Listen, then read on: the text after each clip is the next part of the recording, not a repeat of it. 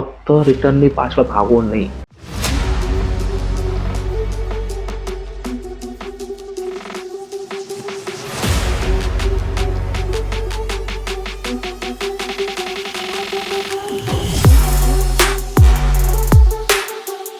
જય સ્વામિનારાયણ. રવિવારની સવાર રવિભાઈ હાજર થઈ ગયા યુટ્યુબ ચેનલ પર. આપ સૌનું હાર્દિક સ્વાગત છે.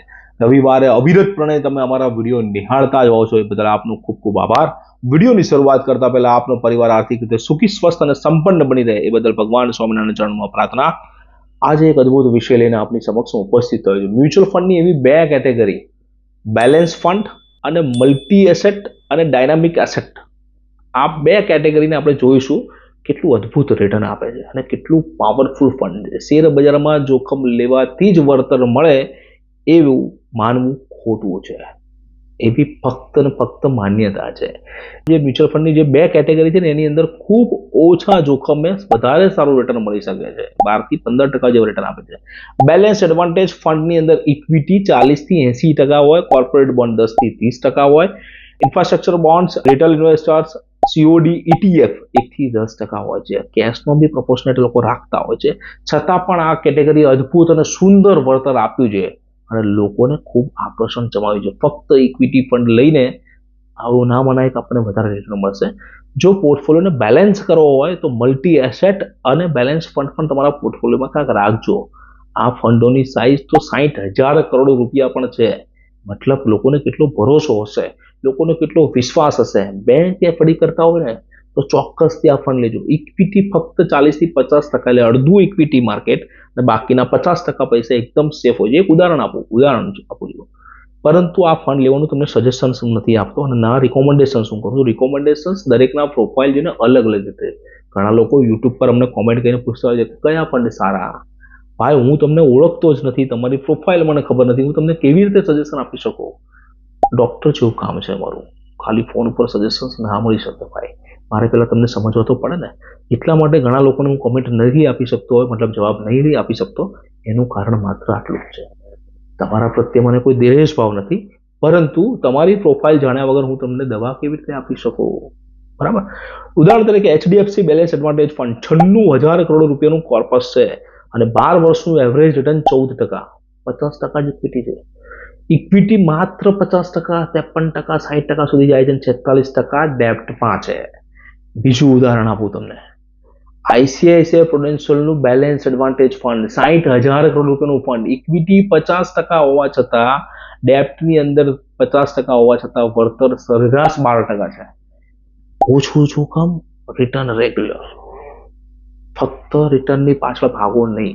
આ ફંડમાં જેમ માર્કેટના વેલ્યુએશન ઓછા થાય એમ એ લોકો ઇક્વિટીની ખરીદી વધારે કરતા હોય છે.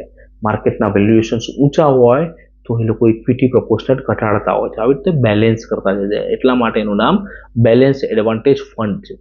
લાંબા ગાળે ખૂબ સારા વળતર આપે છે. 1 થી 2 ફંડ પોર્ટફોલિયોમાં રાખવા જ જોઈએ. ઇક્વિટી ફંડ વધે ને ત્યારે સારા લાગે, મિત્ર જેવા લાગે, પરંતુ જેવા ઘટે ને એટલે દુશ્મન જેવા થઈ જાય છે. 15%ના કરેક્શનમાં કેવી બીક લાગી ગઈ ને, એની જેવું. મલ્ટી એસેટ કેટેગરી પણ એક અદ્ભુત કેટેગરી છે કે જેની અંદર ઇક્વિટીમાં 60% સુધી, ડેપ્ટની અંદર 10 થી 40%, કોમોડિટીની અંદર 10 થી 40%. કોમોડિટી એટલે ગોલ્ડ અને સિલ્વરનો પણ તમને ફાયદો મળે છે.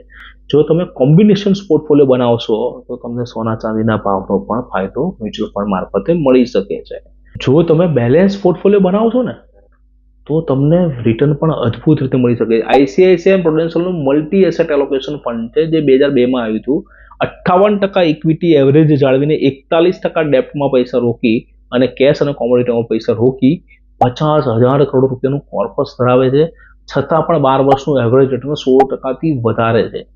ફક્ત ઇક્વિટીમાં જ પૈસા રોકી, પૂરેપૂરા ઇક્વિટીમાં જ પૈસા રોકીને વધારે વળતર મળે એવું હતું નથી. એવું જ ક્વોન્ટમ મલ્ટી એસેટ ફંડ છે. 3,000 કરોડનું ફંડ છે જેમાં પણ ઇક્વિટીનું પ્રોપોર્શનેટ 52%થી ઓછું હોય છે. એવરેજ 52%થી ઓછું રહ્યું છે. 32%, 47%થી વધારે ડેપ્ટ માર્કેટ અથવા તો કોમોડિટીની અંદર પૈસા રોકે છે એ લોકો, અને છતાં પણ 15%ના સુંદર વળતરો આપી શકે. તો આ માનસિકતામાંથી બહાર નીકળી જજો કે જેટલું જોખમ વધારે એટલું વળતર વધારે. જો પ્લાનિંગ કરેલ હશે તો ઓછા જોખમે પણ તમને વધારે સારું વળતર મળી શકે છે. એક કહેવત છે, પ્લાનિંગ વગરના બુદ્ધિશાળી માણસો કરતા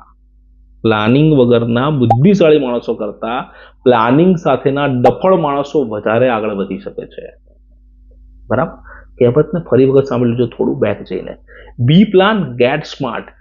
આપને જો અમારો વિડીયો સ્માર્ટફોનથી તમે જોતા હો, સ્માર્ટફોન હશે ત્યારે જ વિડીયો દેખાતો હશે, તો થોડા સ્માર્ટ થઈને આપના ગ્રુપની અંદર ફોરવર્ડ કરી દેજો.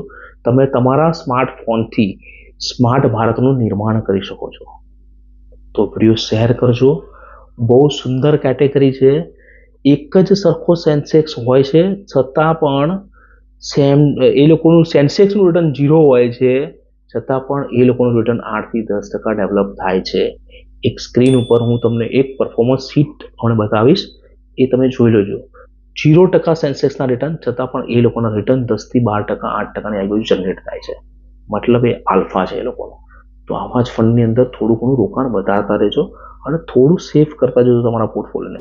વિડીયો સારો લાગ્યો હોય તો શેર કરજો, કોમેન્ટ આપવાનું ભૂલતા નહીં, અને છેક સુધી જોયો હોય તો 100% લખજો, જેનાથી અમને ખબર પડે કે આપ અમારો વિડીયો કેટલા ટકા સુધી જોયો છો.